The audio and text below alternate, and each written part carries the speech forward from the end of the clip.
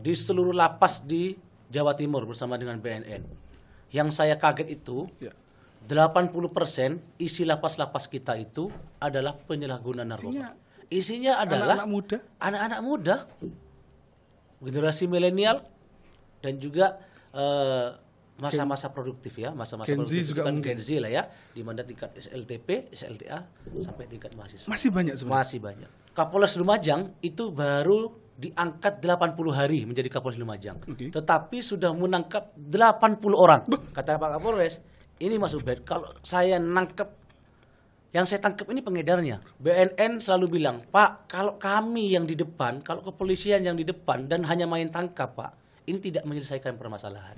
Setelah kami mengkaji bersama-sama dengan BNN, dengan kepolisian dan juga tim ahli kami, cara terbaik untuk mengurangi ya pengedaran penyalahgunaan narkoba ini harus dimulai dari keluarga yang pertama.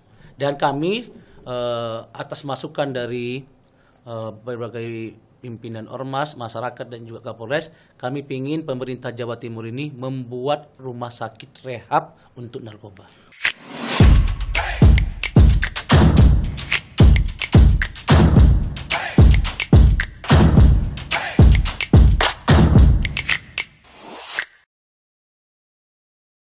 Ya Allah, jualan koran kok nggak payu-payu. Kenapa ya ini?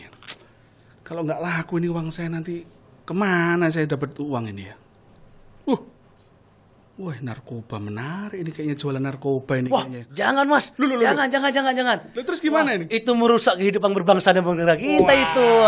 Jangan itu. Pesan dari Pak Dewan kita. Gimana kabarnya? Alhamdulillah baik. Saya lagi sama dengan Bro Ubaid ya. Ya, alhamdulillah. Ini kita lama enggak jumpa ini Bro Ubaid. Iya. Gimana kabarnya? Alhamdulillah baik. Luar biasa. Enggak capek. Ya, dinikmati saja Mas Bagas. Kan saya kalau ngerti teman-teman Dewan itu kan, kayaknya di rumah itu mungkin cuma sehari 2 hari, bener nggak? Capek sekali saya ngelihat beritanya, ini Bro Ubaid sudah di mana? Saya kalah. Waduh, ampun. Ya, memang bagian tugas dan fungsi kita. Ya, tapi memang semangatnya saya apresiasi. Pokoknya saya terima kasih untuk Bro Ubaid, termasuk untuk membantu teman-teman mungkin ya sadar tentang sekarang yang lagi rame ini kan ya, saya barusan baca ini tadi tentang narkoba, Bro. Iya, betul. Ini saya Bro Ubaid ini juga termasuk di Komisi A ya sebenarnya. Jadi salah satu penanganannya tentang ada narkotika juga. Nah, ada nggak pengalaman menarik tentang menangani narkotika ini? Ya itu, Mas Bagas. Saya ini di DPR ini sudah periode yang kedua. Kebetulan periode pertama itu 2019-2024. Saya juga di Komisi A yang membidai terkait dengan hukum dan pemerintahan. Dan salah satu mitranya juga adalah BNN dan kepolisian. Kami sudah muter-muter nih Mas Bagas. Muter-muter di seluruh lapas di Jawa Timur bersama dengan BNN. Yang saya kaget itu 80% isi lapas-lapas kita itu adalah penyalahguna narkoba. Hah? Berapa? 85%. Lebih dari setengahnya. Lebih dari setengahnya. Itu penyalahgunaan narkoba semuanya. Penyalahguna narkoba semua. Artinya kriminal yang lain seperti pencurian, korupsi dan sebagainya, ya 15%. Berarti mayoritas penyalahgunaan narkoba ya? Betul. Dan isinya adalah anak-anak muda, generasi milenial, dan juga masa-masa produktif ya, masa-masa produktif juga kan Gen Z lah ya, di mana tingkat SLTP, SLTA sampai tingkat mahasiswa. Masih banyak sebenarnya. Masih banyak. Wah, saya itu sudah jarang loh melihat berita tentang narkoba ini, sudah jarang loh. Tapi saya juga kaget ini kalau ada data ini. Berarti memang sebenarnya penyalahan narkoba itu masih banyak sebenarnya di Jawa Timur. Wah, bukan banyak lagi Mas Bagas. Ini karena tidak ter-lap up secara maksimal saja. Oke. Gitu ya. Saya selama di Komisi A ini bersama-sama dengan BNN dan juga kepolisian, Polda Jatim, kami selalu melakukan kunjungan kepada polres-polres di seluruh Jawa Timur. Contohnya 2 bulan kemarin saya melakukan kunjungan ke Polres Lumajang. Lumajang. Kapolres Lumajang itu baru diangkat 80 hari menjadi Kapolres Lumajang. Tetapi sudah menangkap 80 orang. Sehari satu berarti? Sehari satu. Kata Pak Kapolres, ini Mas Ubed, kalau saya nangkep, yang saya tangkap ini pengedarnya. Itu baru pengedarnya. Baru pengedarnya. Kalau yang saya tangkap sama penggunanya penuh sudah ini, udah nggak mampu saya ini dan sebagainya. Oleh karena itu Pak Kapolres juga meminta kita ke depan untuk lebih bersinergi dengan pemerintah Provinsi Jawa Timur dalam hal penanggulangan narkoba ini. Oh iya, ya apalagi kan kalau kita tahu ya dulu waktu saya masih kecil ya mungkin ya itu ada bentuk apa bolpen narkoba. Betul. Atau apa itu kan artinya. Apakah sekarang modus operandinya juga semakin aneh-aneh gitu? Semakin aneh-aneh. Ya, ada yang berbentuk permen untuk anak kecil, gitu kan. Terus juga kompor. Oh iya, yang juga, kemarin itu ada juga yang ganja di kertas mainan. Iya itu. Kan tinggal di apa dan sebagainya lah. Itu dan yang paling parah juga beredar hari ini itu bukan cuma yang berbentuk seperti itu, tapi juga berbentuk obat. Obat-obatan. Obat-obatan yang dosisnya itu tanpa sepengetahuan dokter, kalau itu konsumsi dengan jumlah yang berlebih, maka itu bisa membuat orang itu overdosis. Dan apa namanya? Ada nggak keresahan ini sebenarnya tersuarakan sebenarnya dari teman-teman dewan ini sebenarnya? Iya, lah kami sebenarnya sudah memiliki Perda ya nomor 10 tahun 2022. Itu produk kami di Komisi A ini bersama dengan pemerintah Provinsi Jawa Timur di masa Bu Gubernur Hovifah yang periode yang pertama. Di sana dalam Perda tersebut sudah memberikan wewenang kepada pemerintah Provinsi Jawa Timur untuk melakukan akselerasi dalam hal anggaran. Salah satunya adalah melakukan pencegahan melalui pendidikan ya. Yang kedua pencegahan melalui keluarga, dan yang ketiga pemberian sanksi kepada instansi-instansi di bawah naungan Pemprov Jawa Timur yang tidak memberikan pendidikan terkait dengan prekursor penanggulangan narkoba ini. Artinya Perda ini sebenarnya sangat penting ke depannya untuk diadopsi oleh kabupaten kota, 38 kabupaten kota di Jawa Timur ini, karena Perda ini sebenarnya cukup ampuh. BNN selalu bilang, Pak, kalau kami yang di depan, kalau kepolisian yang di depan dan hanya main tangkap, Pak, ini tidak menyelesaikan permasalahan. Kalau kita hanya reaktif. Karena reaktif dan nangkap itu juga nggak akan menyelesaikan. Kalau penegakan hukum yang dikedepankan itu tidak menyelesaikan persoalan. Lalu solusinya apa berarti? Setelah kami mengkaji bersama-sama dengan BNN, dengan kepolisian dan juga tim ahli kami, cara terbaik untuk mengurangi penyalahgunaan narkoba ini harus dimulai dari keluarga yang pertama. Dari keluarga berarti? Dari keluarga, dari bapak dan ibunya. Kenapa kok harus dari bapak dan ibunya? Ya karena narkoba ini kan yang disasar sekarang kan anak kecil. Ya, sejak SD mereka sudah diincar ini sama pengedar-pengedar ini. Artinya yang bisa memberikan pendidikan, pengarahan gitu ya kepada anak tersebut kan yang lebih dekat kalau umur-umur segitu itu bapak ibunya. Baru setelah itu dari keluarga baru tingkat pendidikannya. Di lingkungan sekolah mungkin. Sekolah SD, SMP, di pondok dan lain sebagainya. Lah, baru setelah itu gitu ya ditingkatkan lagi di seluruh instansi yang ada di bawah pemerintah Provinsi Jawa Timur, khususnya kan pendidikan yang pengampu pemerintah provinsi kan di tingkat SMA dan SMK. Baru di situ dimaksimalkan lebih lanjut. Lah, disitulah harapan kami keluarga memaksimalkan di tingkat usia dini, pendidikan di tingkat dasar juga ditingkatkan, bahkan di tingkat menengah juga harus ditingkatkan. Nah, dengan begitu insya Allah peredaran narkoba untuk target 5 tahun 10 tahun ke depan di Jawa Timur yang sudah begitu mengkhawatirkan ini insya Allah akan berkurang.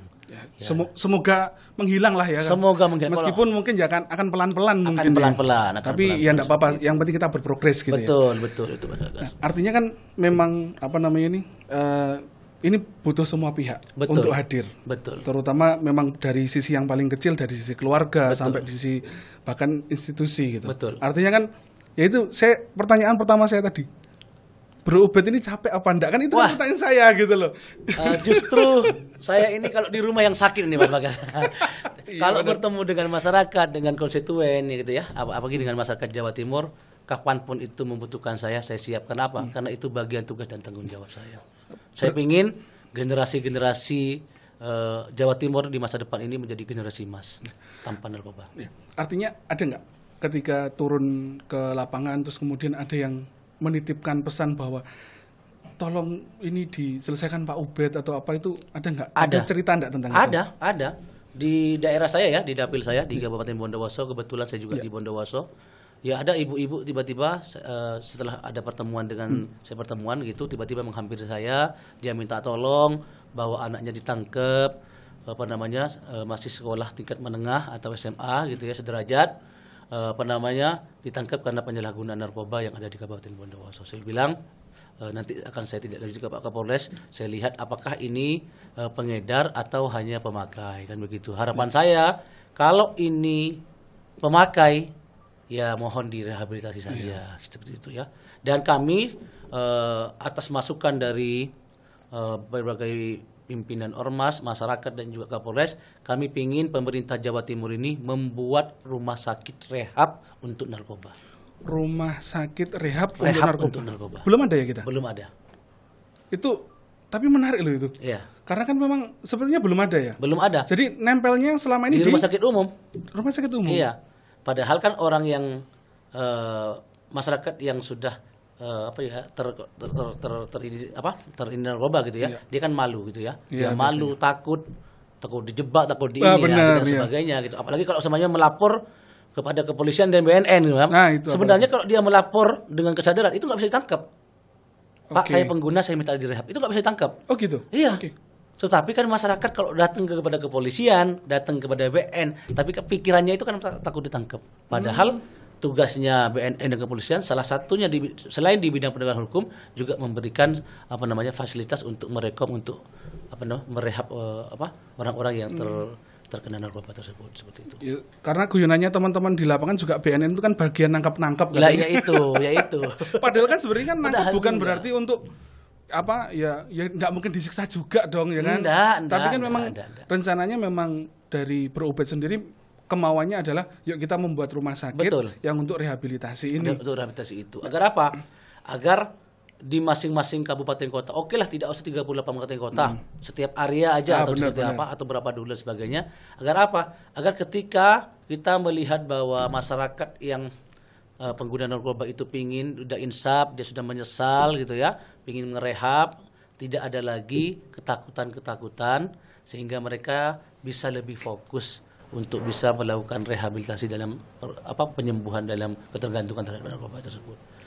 Harapan kami Jawa Timur di kepemimpinan Bu Hovifah ini mudah-mudahan ini teranggarkan di tahun-tahun berikutnya.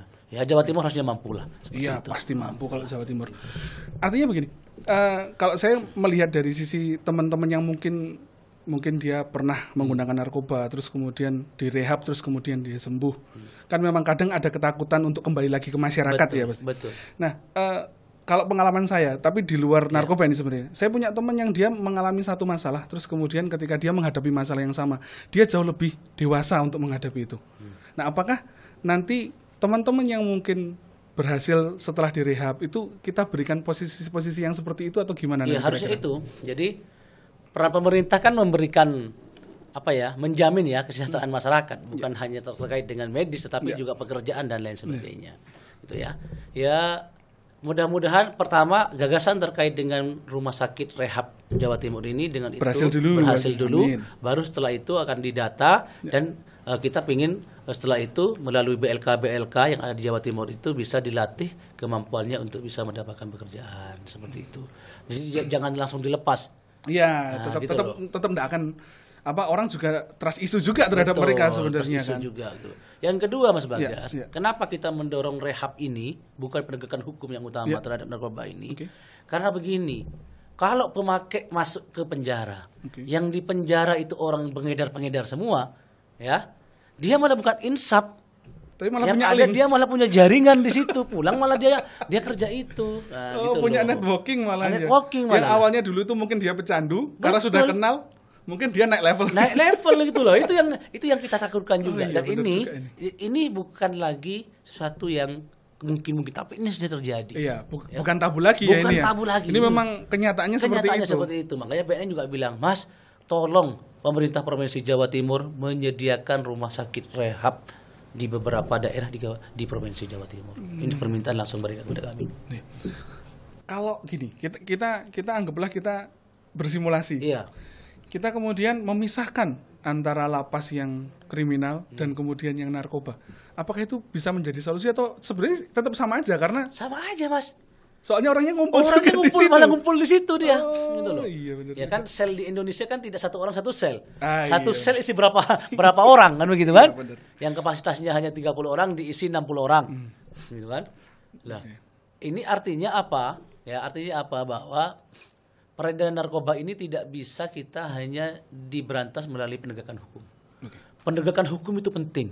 Dan saya pasti akan mengapresiasi kepada kinerja kepolisian ya hari ini, kejaksaan dan juga BNN.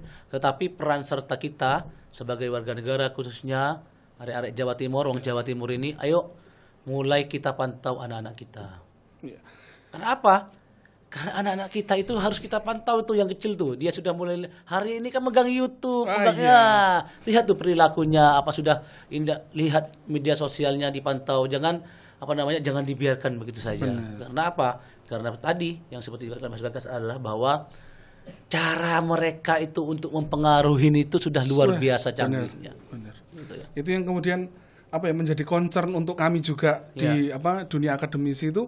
Salah satunya kemarin kami menemukan tapi ini di luar narkoba sebenarnya. Itu ada campaign tertentu untuk untuk mohon maaf ya mungkin nanti kita untuk suicide, untuk bunuh diri. Nah, ini kan sesuatu yang buruk tetapi banyak yang mengikuti. Betul. Nah, sama seperti ini artinya kan modus operandinya kan selalu baru deh. Betul. Nah, ini yang kemudian harus kita siasati dengan cara-cara terutama di sosial media dan sebagainya. Betul. Nah, dari teman-teman DPR sendiri ada nggak campaign tertentu untuk menghadapi ini? Iya. DPR sebenarnya khususnya kami Komisi A sudah bekerja sama dengan Kominfo gitu ya, untuk di mana Kominfo itu bisa berperan aktif bukan hanya di bidang online saja, tapi kami juga Kominfo itu turun ke lapangan melakukan sosialisasi terkait dengan penanggulangan narkoba ini. Dan dinas-dinas yang lain pun kami ajak untuk sama-sama bagaimana menjaga bersama generasi Jawa Timur ini ke depan, jangan sampai malah semakin parah. Ayo, ini tanggung jawab kita semua, tanggung jawab masyarakat Jawa Timur semua untuk menjaga agar anak-anak kita, adik-adik kita, saudara-saudara kita jangan sampai dibiarkan, jangan ada pembiaran, gitu ya. Artinya apa? Ya kalau kita ngelihat tetangga kita, ya mau tidak mau peran dari hati nurani kita harus kita ambil, sadarkan mereka, kasih mereka ini bantuan. Kalau jangan malah dihujat, jangan malah digunjingkan, dirasani, dikucilkan gitu ya. Tetapi diberikan nasihat, diberikan masukan. Kalau memang masih belum masuk, disampaikanlah kepada orang tuanya. Kalau itu juga masuk, disampaikanlah mungkin ke kelurahan atau terakhir baru ke penegak hukum seperti itu. Berarti memang sebenarnya ada pola-pola itu sebenarnya ada ya? Sudah ada. Tapi mungkin banyak masyarakat yang abai mungkin ya dengan hal itu. Iya Mas, karena asosiasi yang begitu masih sangat kecil di kalangan kita karena keterbatasan anggaran gitu ya. Perdanya sudah bagus, anggarannya nggak ada. Perdanya ada di Kesbangpol, tapi Kesbangpolnya nggak punya anggaran. Nah ini kan susah kita ini di Indonesia ini susahnya kan. Ya, padahal ini masalah laten ya, bahaya laten. Betul. Ini. Narkoba ini sudah sejak kapan nggak pernah selesai. Kayak kemarin kayaknya ditemukan di Laut Madura atau berapa kilogram yang mengapung itu, terus ini dari asing atau saya nggak peduli itu entah itu dari asing atau itu dari siapa, yang jelas itu narkoba. Betul. Artinya kan itu akan direncanakan untuk entah pokoknya didistribusikan kepada masyarakat atau berarti kan. Betul. Dan itu sesuatu yang buruk menurut saya. Iya, betul. Nah, kalau dari sinergi semua pihak ya, artinya kan mungkin dari legislatif, dari eksekutif, terus juga termasuk dari orang tua dan sebagainya, ini kan memang sudah harus saling bersama-sama Nah, tapi berkaitan dengan tadi yang disampaikan sama Bro Ubed tentang ada tetangga kita semua yang kita tahu dan sebagainya. Kalau seumpama nih saya punya tetangga, terus tetangga saya ini kayaknya pakai ini, dan saya sudah mencari informasi, ternyata beneran pakai. Kalau saya melaporkan itu ke BNN, mungkin melewati proses yang tadi ke kelurahan dan sebagainya, itu nanti berisiko enggak di saya atau mungkin sebenarnya nggak berisiko, Mas. Sebenarnya BNN itu tugasnya selain juga penegakan hukum, tugasnya juga memberikan asesmen, gitu ya.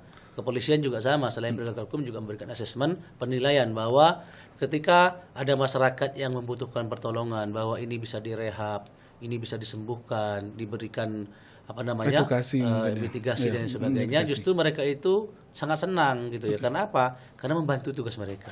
Gitu ya. Ya, kalau mereka hanya disuruh menangkap, waduh ampun. Jadi mereka ini, Mas, jujur ya. Jujur nih, kata Pak Kapolres. Mas, saya tuh mata lempar koin, di situ masih ada narkoba. Kan? Gitu loh kan. Gitu loh. Kalian pasti langsung ketangkap gitu kan. Gitu loh. Iya. Nah, jadi gitu loh. memang berarti kalau di Jawa Timur sendiri secara keseluruhan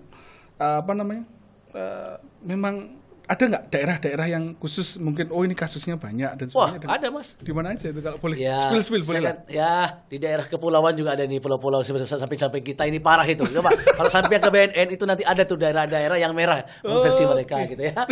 Jadi sebelahnya Madura, sebelahnya Surabaya lah pokoknya lah. Sebelahnya Surabaya.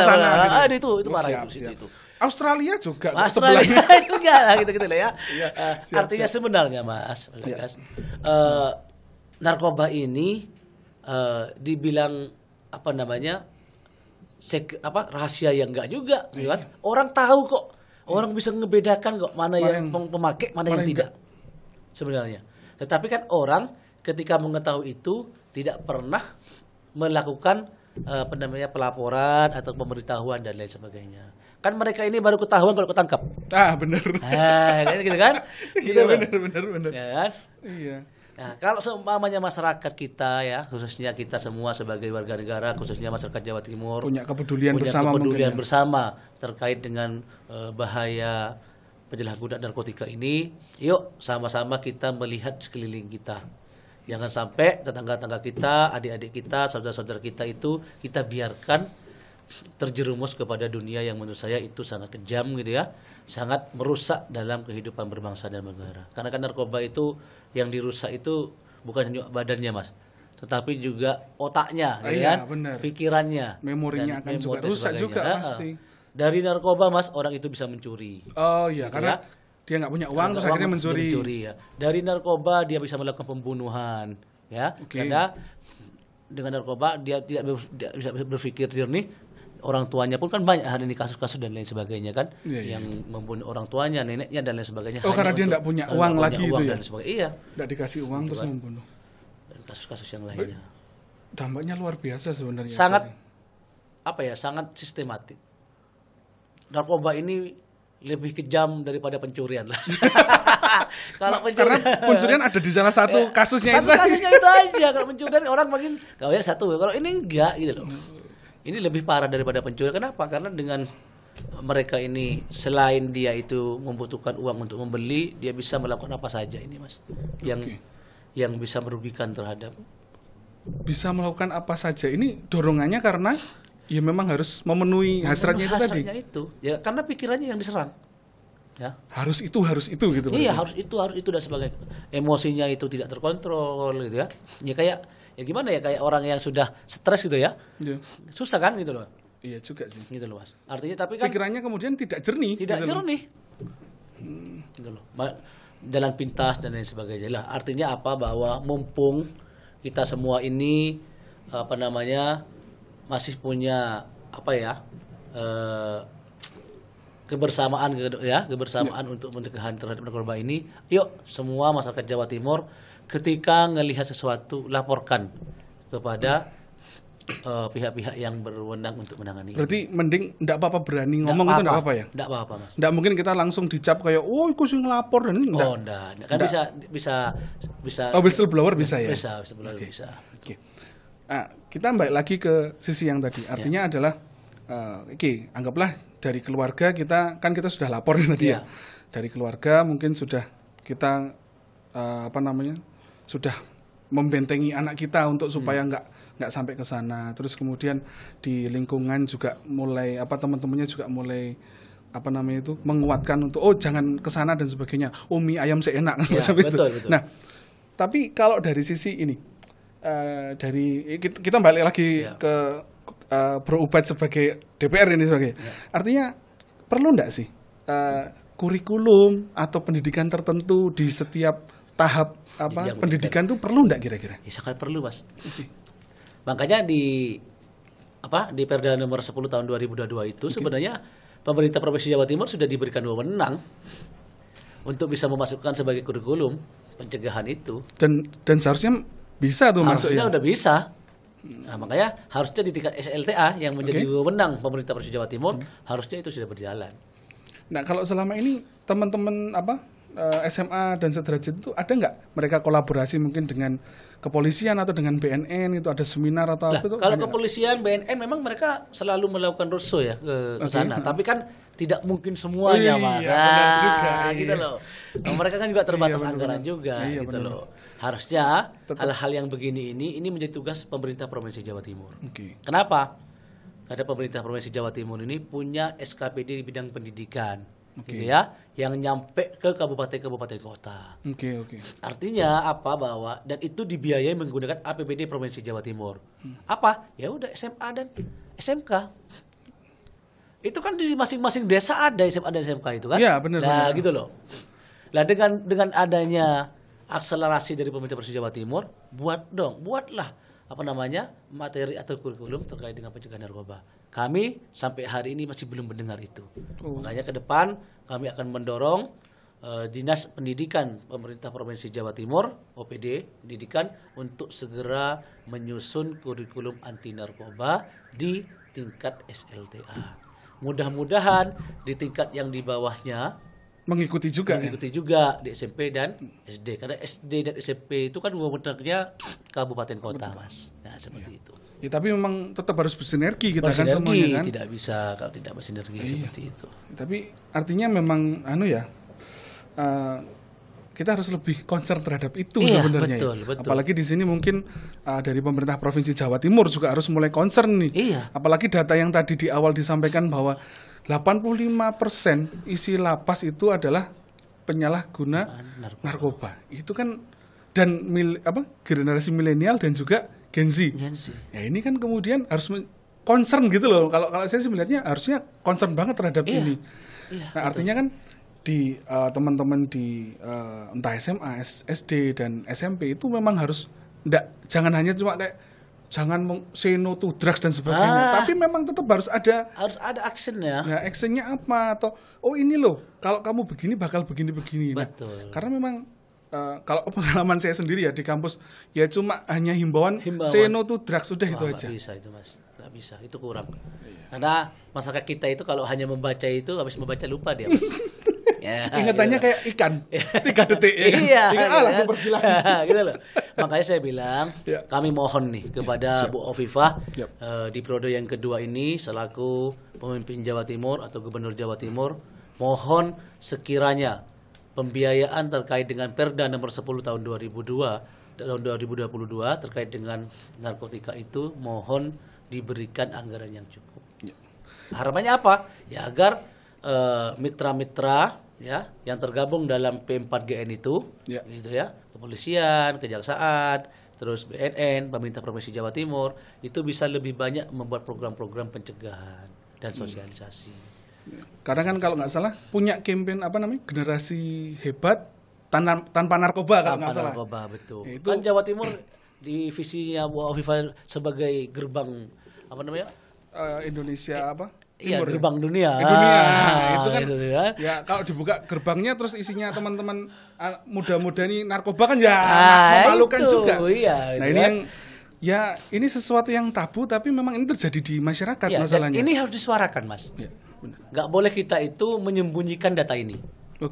Kenapa saya bilang bahwa data di Jawa Timur terkait dengan penyalahgunaan narkoba ini terbesar kedua di Indonesia setelah DKI Jakarta, ya masyarakat harus tahu. Benar.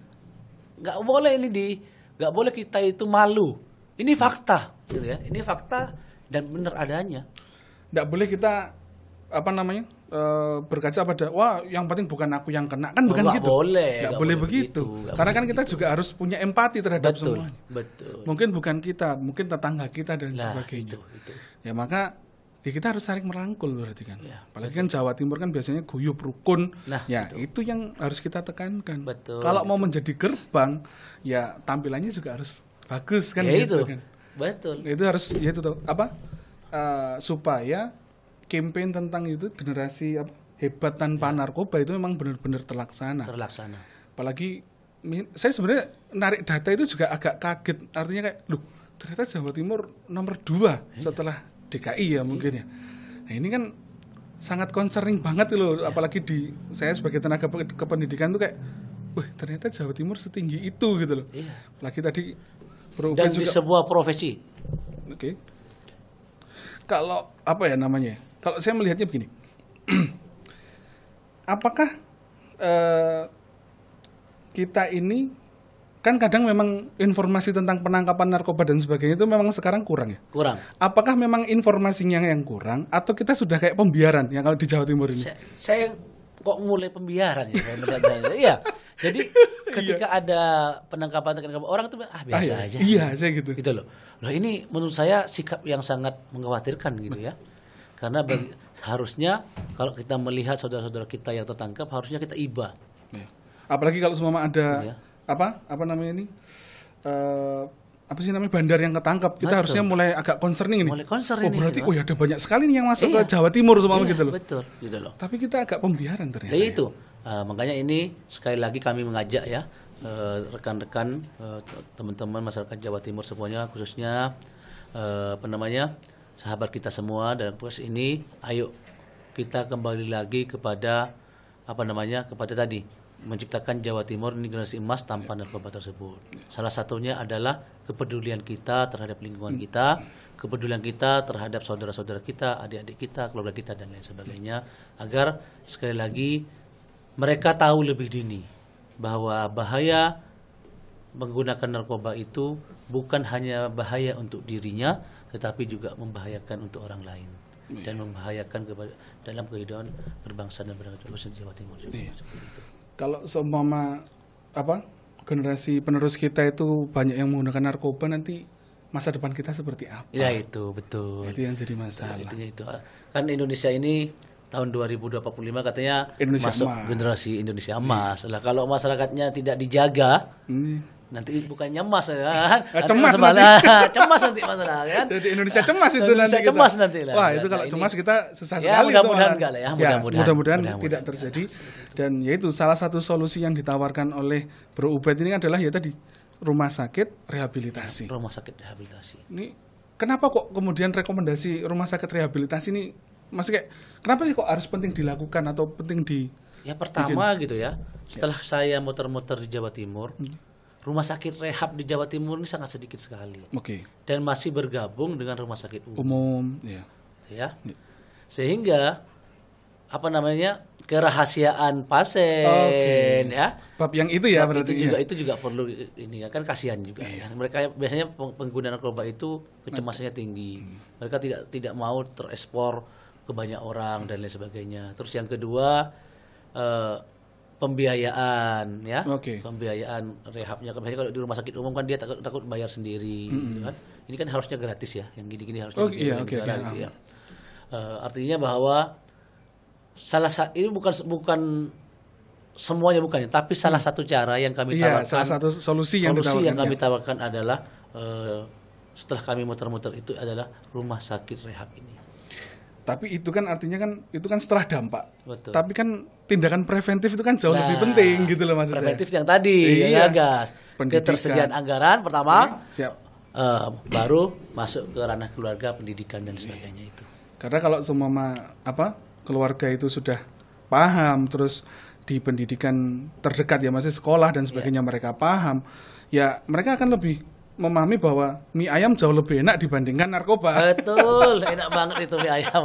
Betul. Iya. Betul. Ya, kalau istilahnya bercandaannya teman-teman netizen itu kan Tuhan tuh menciptakan mie ayam tuh untuk orang-orang yang bersenang-senang. Iya. Nah, tapi kan memang ya kita balik lagi ke teman-teman yang mungkin menyalahgunakan narkoba gitu. Dan seringkali pandangannya teman-teman itu kan atau masyarakat itu kan selalu negatif terhadap mereka. Betul. Padahal kan kita bisa, atau mungkin salah satu analisa kita bisa jadi dia dijebak. Betul. Bisa jadi dia tidak sengaja. Tidak berdaya. Atau tidak berdaya. Nah, ya. Itu yang kita nggak bisa. Nah, apa ya? Bagaimana kemudian kita merubah stigma di masyarakat tentang itu tuh gimana? Ya tadi, pertama kita harus merubah dari diri kita sendiri gitu ya. Bahwa dalam mental kita gitu ya, dalam pemikiran kita tidak boleh menjadikan mereka ya sebagai pengguna itu sebagai orang yang jahat. Jangan. Tapi kita harus menganggap mereka itu sebagai korban. Gitu ya. Yang namanya korban ya tentu harus dibantu dong oleh kita. Bantuannya apa? Bisa berupa pemikiran ya, bisa berupa bantuan dana atau bisa bantuan apapun deh, semampu kita. Ya kalau mampunya lapor ya dilaporin aja gitu ya. Laporin aja nggak apa-apa. Ajak mereka lapor bareng-bareng. Ini Pak. Oh, bareng-bareng gitu bareng-bareng, ya. Nggak yang asal kita lapor ini kayaknya kena narkoba nih.